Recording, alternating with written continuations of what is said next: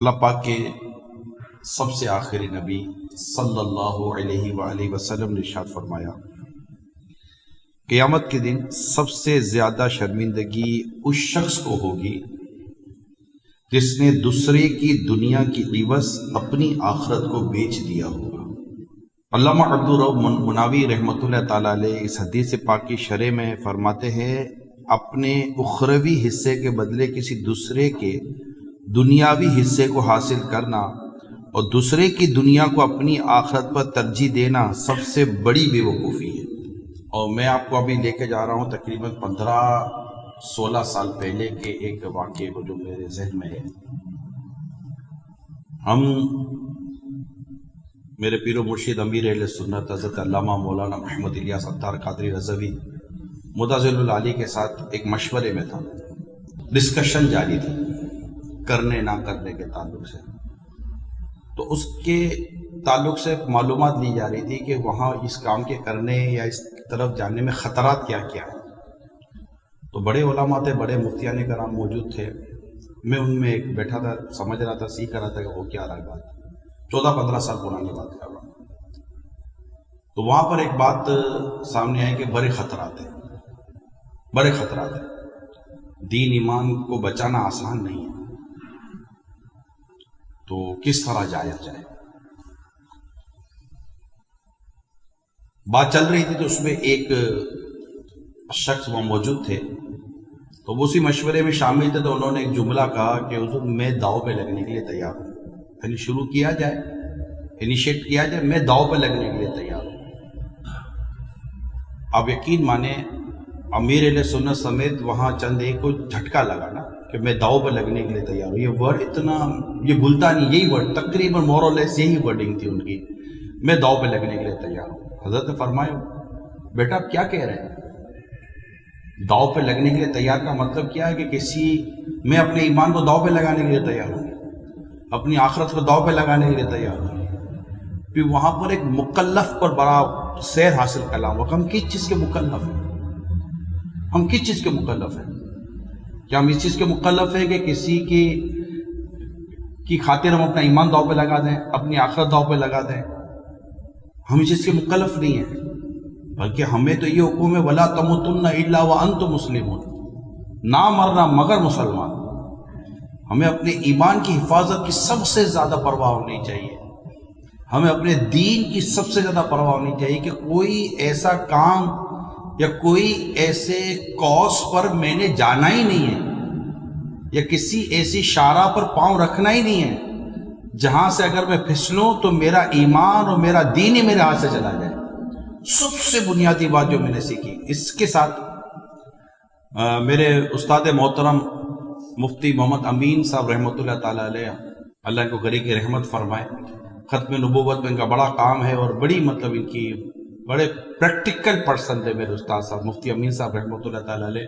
ایک دن میں بیٹھا ہوا تھا ان کے ساتھ، ہم دونوں کمرے میں اکیلے تھے، تو موضوع چل رہا تھا، مختلف ادارے بن رہے ہیں اور حرام حلال کی بحثیں ہو رہی ہے۔ تو میں نے ایسی دوستی بھی تھی، میری کلاس فیلو تھے، 9-10 ہم نے ساتھ پڑھی تھی سائنس میں، یہ کتیانہ اسکول خارادر کراچی میں، اولڈ سٹی ایریا میں۔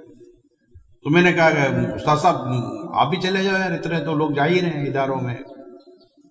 تو میرے استاد صاحب رحمۃ اللہ تعالیٰ علیہ نے بڑی عمدہ بات فرمائی تھی جو دل پر نقش ہو گئی کہ عمران، میں کسی کے حرام کو حلال کرنے کے پیسے نہیں لینا چاہتا۔ ایک جملہ کہا تھا۔ بڑے لوگ ہوتے بڑی بات کرتے ہیں اور خاموش ہو جاتے ہیں، مگر وہ اپنا پورا موقف، اپنا پورا ذہن مجھے بیان کر کے کہ میں نے راستے پہ جانا ہی نہیں۔ اور ہمیشہ وہ اس طرح کے ہی تھے کہ یہ مطلب کہتے ہیں نا، وہ آپ نے روایت پڑھی کہ یہ حق بات کہو، کسی ملامت کرنے والے کی ملامت کا خوف مت کرو۔ یہ اس روایت کو بڑا انہوں نے اپنے حرز جان بنایا ہوا تھا۔ تو اللہ پاک ہم سب کو ان بزرگ ان اکابرین کی ان بنیادی اور دینی اور مدنی سوچ اور بڑی ہی پختہ سوچ پر اللہ عمل پیرا ہونے کی توفیق عطا فرمائے کہ کہیں بھی ہم ایسی کوئی بات یا کسی ایسی طرح جائیں نہ جہاں ہمارا دین کمپرومائز ہو، بلکہ میں یوں کہوں گا جہاں حنفیت، قادریت یا رضویت تینوں میں سے اگر کوئی ایک ٹاپک بھی کمپرومائز ہوتا ہے، منہ پھیر بیٹھے ہم تیرے دیوار کی طرف، ہم اس طرف سے منہ ہی پھیر لیں، ہمیں جانا ہی نہیں ہے اس طرف۔ عشق کی بات، محبت کی بات، عقیدے کی بات، نظریات کی بات، تسلط کی بات انہی چیزوں میں ہے کہ کسی اور طرف انہیں جانا، انہیں مانا، نہ رکھا غیر سے کام۔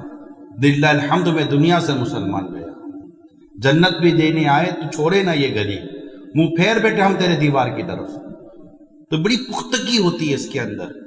اچھا، اس میں آزمائش بھی اتنی آتی ہے کہ ہمیں لگتا ہے کہ یار ہمارے آگے بڑھنے کے مواقع ختم ہو گئے، آگے دنیا میں نہیں بڑھنا، آگے ہمیں جنت میں بڑھنا ہے۔ ہمیں دنیا کے درجوں سے کوئی تعلق نہیں ہے، ہمیں تو آخرت کے درجوں سے تعلق ہے، اور دنیا کے جو درجے لینے بھی ہیں تو وہ وہی دینے جس سے ہمارے آخرت کے کسی درجے اور آخرت کی کسی نعمت میں فرق نہ پڑتا ہو۔ جیسے امام ابو یوسف علیہ الرحمٰن نے ایک عہدہ لیا نا، مگر وہ عہدہ ایسا تھا کہ وہ عہدہ اگرچہ ان کے استاد نے نہیں لیا، مگر امام ابو یوسف علیہ الرحمٰن نے جب عہدہ لیا تو آج دنیا میں حنفیت ہے۔ مگر ایک طرف ان کے دوسرے بھی ساتھی تھے، داؤد طائی علیہ الرحمٰن۔ دیکھیں کیسی کیٹیگریز ہوتی ہے علماء کی، کیسی کیٹیگریز ہوتی ہے۔ یعنی کہ حضرت داؤد طائی علیہ الرحمٰن بھی امام اعظم کے شاگرد ہیں، امام ابو یوسف علیہ الرحمٰن بھی امام اعظم کے شاگرد ہیں۔ لیکن جب امام ابو یوسف رحمۃ اللہ تعالیٰ علیہ جب حضرت داؤد طائی علیہ الرحمٰن سے ملنے کے لیے جب ان کے پاس تشریف لے جاتے تو امام داؤد طائی رحمۃ اللہ تعالیٰ علیہ، یہ باتیں ہمیں ہمارے استاد صاحب مفتی امین صاحب نے سکھائی ہے، بتائی ہے، میں نے پڑھی نہیں ہے، میں نے مفتی صاحب سے سنی ہے۔ مفتی صاحب کہتے تھے جب بھی امام اعظم کے شاگرد امام ابو یوسف علیہ الرحمٰن امام داؤد طائی علیہ الرحمٰن سے ملنے کے لیے جب ان کے پاس گھر تشریف لے جاتے تو امام داؤد طائی علیہ الرحمٰن ہمیں تو پیٹ کیا کرتے تھے امام ابو یوسف کو۔ وہ فرماتے تھے تم نے وہ عہدہ قبول کیا جو میرے استاد نے قبول نہیں کیا تھا۔ آپ پر زہد غالب تھا، اپنی اپنی ایک تصوف کی لائن ہوتی ہے، صوفیزم کی ایک لائن ہوتی ہے، اپنا اپنا ایک ویژن، اپنا اپنا ایک مقصد ہوتا ہے۔ تو زہد یہ بڑی اعلیٰ بات ہوتی ہے۔ میرے استاد صاحب مفتی امین صاحب بھی فرمایا کرتے تھے کہ کسی نے امام محمد علیہ الرحمٰن سے کہا حضور زہد پر کتاب لکھے، تو آپ نے کہا کہ میں نے کتاب لکھ تو دی ہے تجارت پر، کہ حضور تجارتی زہد پر کتاب لکھے، کہا تجارت پر کتاب لکھ تو دی ہے کہ جو اس لکھے ہوئے طریقے کے مطابق تجارت کرے گا یہ زاہد نہیں تو کون ہے؟ تو یہ زہد ہے۔ تو اپنے اندر یہ چیز پیدا کر لینا کہ میں نے اس راستے پر چلنا ہے جس راستے پر میرا دین ایمان محفوظ رہے، یہ فوکس آؤٹ نہیں ہونا چاہیے کبھی بھی۔ جب بھی یہ فوکس آؤٹ ہوا ہم خود آؤٹ ہو گئے، اور یہی ایک بنیادی چیز ہے۔ میرا موضوع بھی تقریباً یہی ہے، لہذا یہ باتیں ہمارے پیش نظر ہونا بہت ضروری ہے جو میں آج آپ کے سامنے عرض کرنے کی کوشش کر رہا ہوں۔ ایک اور فرمان آخری نبی صلی اللہ علیہ وسلم ہے، قیامت کے دن اللہ پاک کے نزدیک لوگوں میں بدترین درجے والا وہ بندہ ہے جو دوسروں کی دنیا کی خاطر اپنی آخرت برباد کرے۔ مفتی احمد یار خان نعیمی علیہ رحمہ اس کی شرح میں لکھتے ہیں، یہ اس طرح کہ دوسروں کو ناجائز طریقے سے دنیا کما کر دے، دنیا اس کی بڑھائے، آخرت اپنی برباد کرے۔ جیسا کہ ظالم حکام رعایا پر ظلم کر کے ناجائز ذریعوں سے بادشاہ کے خزانے بھرتے ہیں، یا اس طرح کی کسی دنیا دار کی ناجائز تعظیم و توقیر کر کے خود گناہ گار ہوا، جیسا کہ خوشامدی لوگوں کا طریقہ کار ہے۔ رسول پاک صلی اللہ علیہ وسلم نے مولا علی کرم اللہ تعالی وجہ الکریم کو فرمایا، میں تمہیں سب سے بدتر شخص کے بارے میں نہ بتاؤں؟ یہ وہ ہے جو خود تو کھائے مگر اپنے مہمان کو کھانے سے روک دے، بدتر آدمی، اکیلا سفر کرے اور اپنے غلام کو مارے۔ کیا میں تمہیں اس سے بھی بدتر شخص کے بارے میں نہ بتاؤں؟ یہ وہ ہے جو لوگوں سے بغض یعنی دل میں دشمنی رکھے اور لوگ بھی اس سے بغض رکھے۔ کیا میں تمہیں اس سے بھی بدتر شخص کے بارے میں نہ بتاؤں؟ یہ وہ ہے جس سے برائی کا خوف ہو اور بھلائی کی امید نہ ہو۔ اللہ اللہ، یہ بڑا بدتر شخص ہے جس سے برائی کا خوف اور بھلائی کی اس سے کوئی امید نہ ہو۔ کیا میں تمہیں اس سے بھی بدتر شخص کے بارے میں نہ بتاؤں؟ یہ وہ ہے جو دوسرے کی دنیا کے عوض اپنی آخرت بیچ ڈالے۔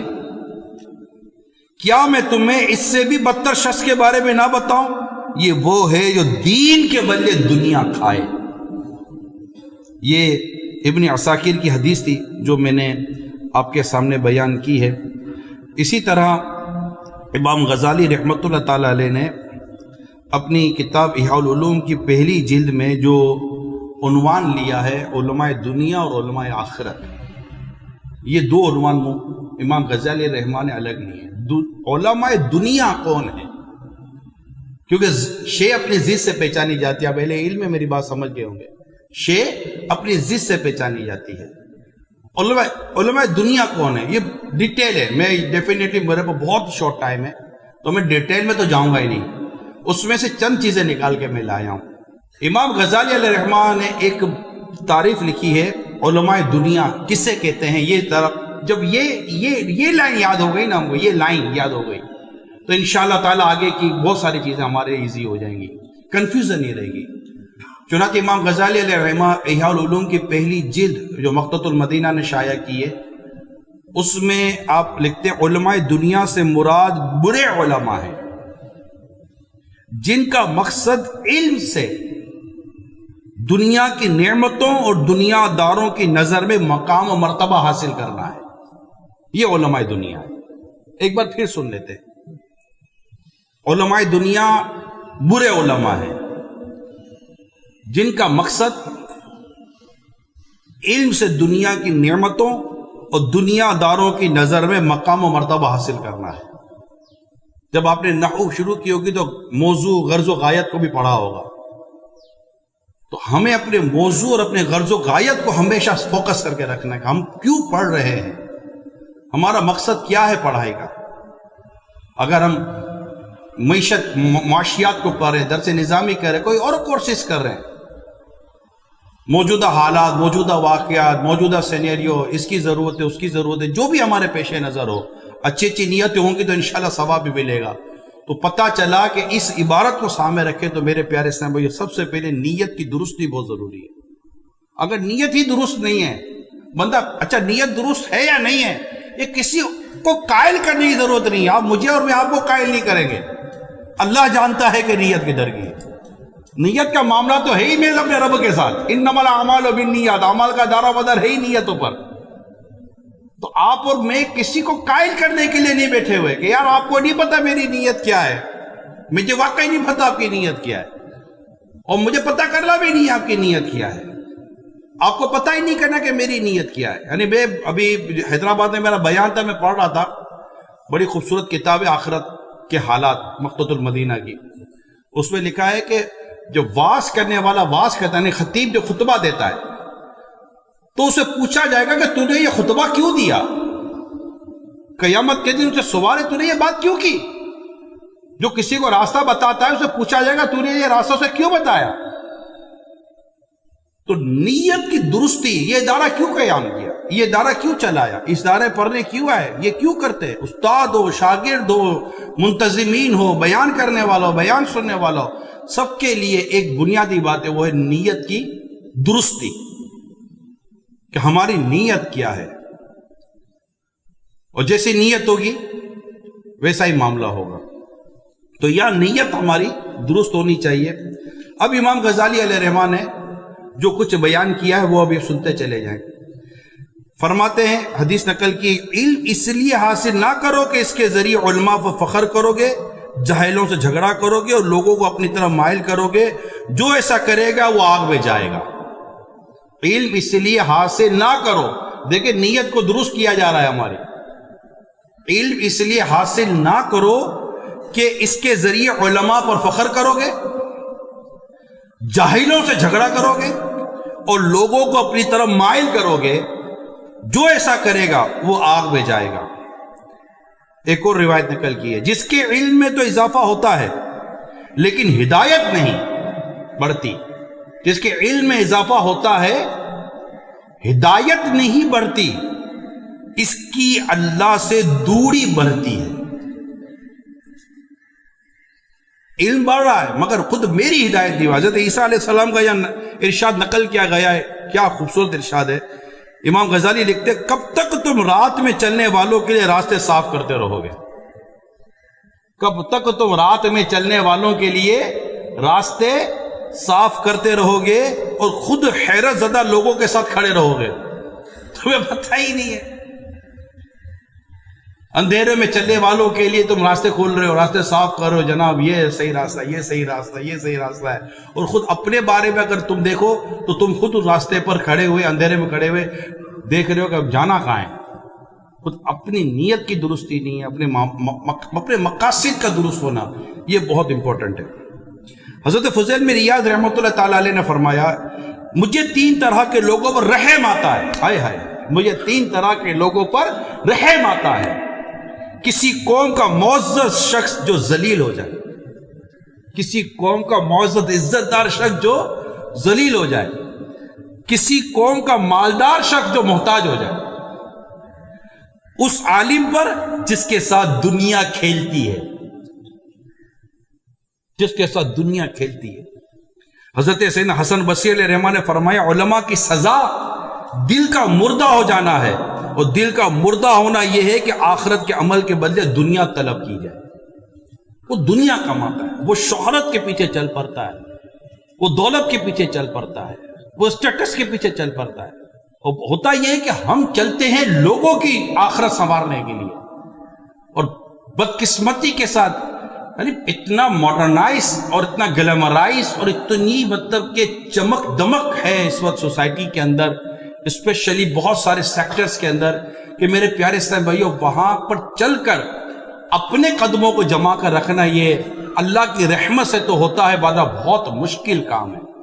اپنی وضاقتہ کو، اپنی سنتوں کو، اپنی شریعت کے احکام کو، اپنی ایک مٹھی داڑھی کو سر پر رکھے امام شریف کو، اپنے سنتوں بھرے لباس کو، اپنے اسلامی وضاقتہ کو باقی رکھنا، یعنی جو اپنے ظاہر کو باقی نہیں رکھ سکا، جو کہ بہت آسان ہے، بات میری سمجھیے گا، برا بات مانیے گا، جو اپنے ظاہر کی حفاظت نہ کر سکا جو بہت آسان ہے، وہ اپنے باطن کی حفاظت کیسے کرے گا جو بہت مشکل ہے.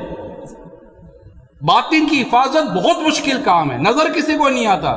ہم سارے کپڑے دھوتے ہیں اور دھو کر پہنتے ہیں کہ کسی کو دھبا نظر نہ آ جائے، مگر دلوں کو دھونے کی کتنوں کو توفیق نصیب ہوتی ہے، کردار کو دھونے کی کس کو توفیق نصیب ہوتی ہے.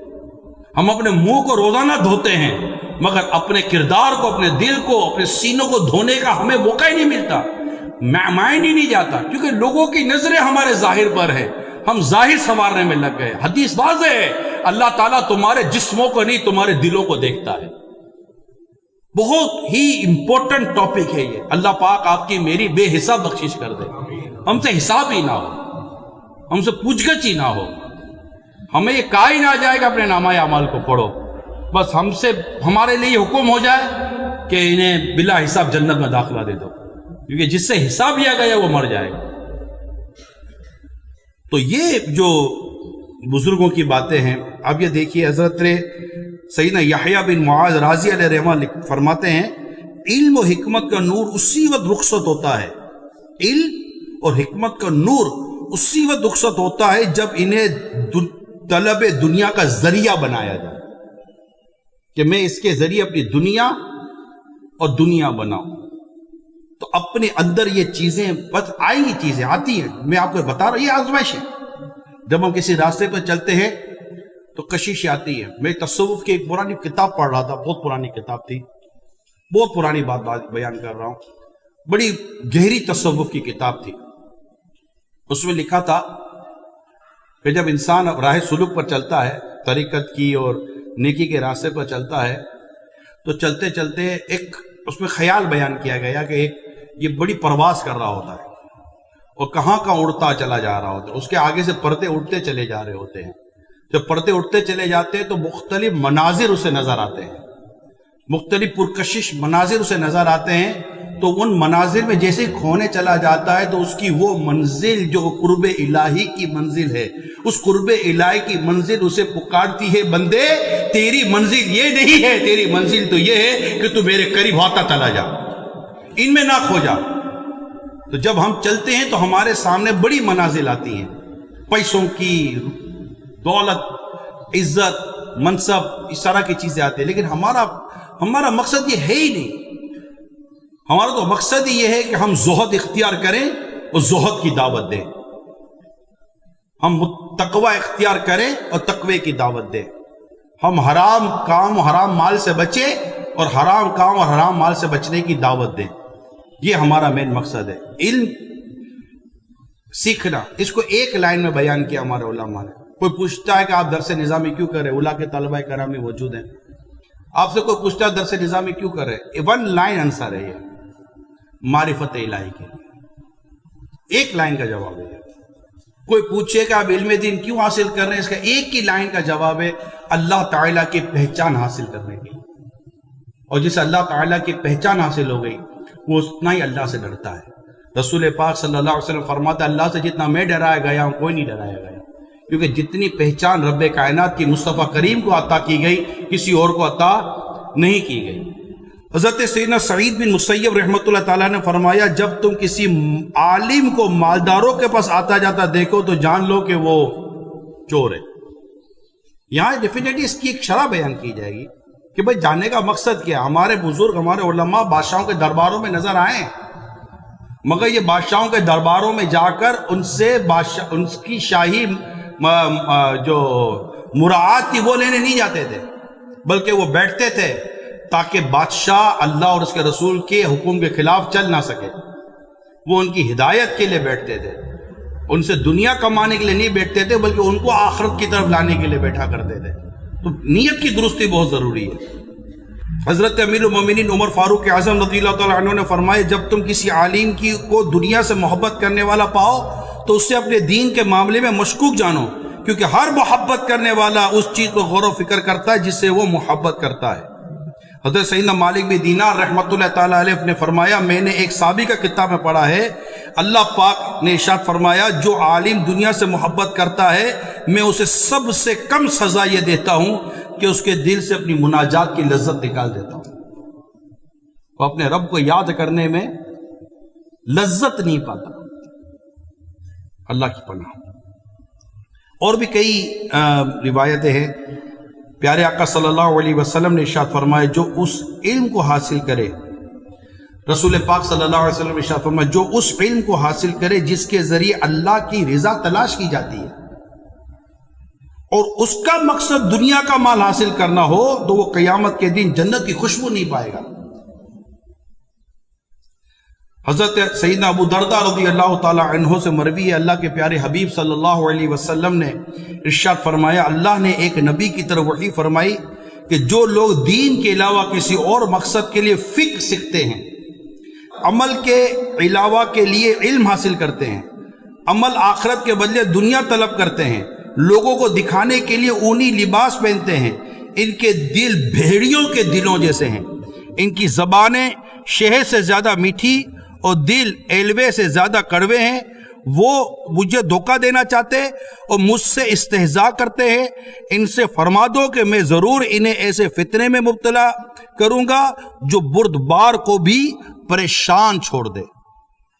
تو اللہ پاک سے دعا ہے کہ ہم سب کو نیت کی درستی عطا فرمائے، اور آپ اور میں جو بھی راستہ اختیار کر رہے ہیں علم دین کا ہی راستہ، یہاں جو بھی آ رہا ہے علم دین حاصل کرنے کے لیے آ رہا ہے، اور کسی بھی موجودہ یا آنے والے فتنے فساد کے لیے خود کو تیار کر رہا ہے، امت کو بچانے کے لیے یہاں پر یعنی اس ادارے کی یا اس طرح جو بھی عاشقان رسول کے ادارے ہیں، اس کی ایک بنیادی بات یہ ہوتی ہے کہ وہ افراد تیار کیے جائیں جو امت کی رہنمائی کر سکیں، یہ بنیادی مقصد ہوتا ہے۔ تو رہنما وہ ہوتا ہے جو منزل سے بھٹکتا نہیں ہے۔ اگر رہنما منزل سے بھٹک جائے نا تو پھر قوم بھٹک جایا کرتی ہے۔ رہنما کو بہت کمپرومائز کرنا پڑتا ہے۔ میں اس واقعے پر اپنا بیان ختم کروں گا کہ امام اعظم امام ابو حنیفہ رحمۃ اللہ تعالیٰ علیہ کے تشریف لے جا رہے تھے، تو بارش ہوئی تھی تو راستے میں پھسلن تھی، تو بچہ ایک پھدکتا ہوا جا رہا تھا۔ امام اعظم علیہ رحمٰن نے شفقت فرماتے فرمایا بیٹا سنبھل کے چلو، گر جاؤ گے، سنبھل کے چلو گر جاؤ گے۔ بچہ تھا، امام اعظم کے دور کا بچہ تھا، کیسا بچہ ہوگا؟ بچے نے امام اعظم علیہ رحمہ کی طرف دیکھ کر فرمایا یا امام آپ سنبھل کے چلیے، میں گرا تو میں گروں گا، آپ پھسلے تو امت پھسل جائے گی۔ تو رہنما کو بہت ہی زیادہ اپنے آپ کو وہ سنبھالنا ہوتا ہے، پیچھے رکھنا ہوتا ہے بہت سارے، کیونکہ ان کو لوگ فالو کرتے ہیں۔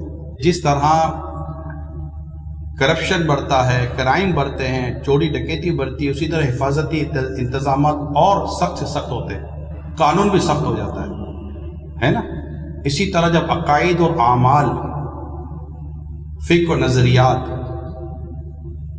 پر ڈاکہ بڑھے گا تو ڈیفینیٹلی آپ کو پروٹیکشن وال سے اسی قدر بڑھانی پڑیں گی، آپ کو پروٹیکٹڈ ایریا اتنے زیادہ کھڑے کرنے پڑیں گے، اور وہ ہے میرا اعلیٰ حضرت۔ صرف ذکر سے نہیں ہوگا کہ اعلیٰ حضرت، اپنے اندر ہمیں وہ شدت پیدا کرنی پڑے گی کہ اعلیٰ حضرت رحمۃ اللہ تعالیٰ علیہ سے نہ ہم ہٹ سکیں نہ ہمیں کو ہٹا سکیں، چپکے رہیں کہ بدن چیرے چیرے ہو جائے، کوئی اگر ادھیڑے بھی تو بدن ختم ہو جائے، لیکن اعلیٰ حضرت علیہ رحمہ کی تعلیمات سے ہمارا رشتہ منقطع نہیں ہو سکتا۔ انشاءاللہ اس میں دین کی، ایمان کی حفاظت ہمارے اعلیٰ حضرت رحمۃ اللہ تعالیٰ علیہ کے ارشادات میں اللہ پاک عمل کرنے کی توفیق عطا فرمائے۔